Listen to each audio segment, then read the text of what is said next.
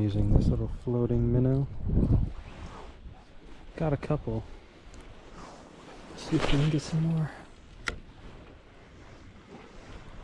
They did restock 11 Mile a couple days ago, so it is a little bit cheating. Oh, what'd I say? I got one.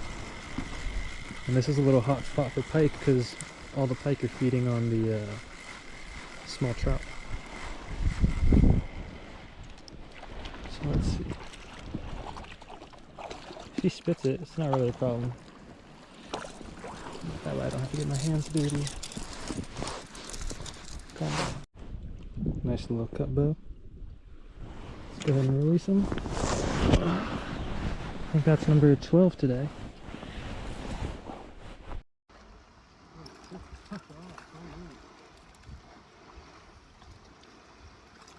Hold your breath, buddy.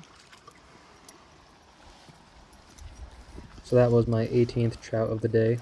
I caught about 5 rainbow and the rest were cut bows. My homie caught 21, so it was a good day. Thanks for watching.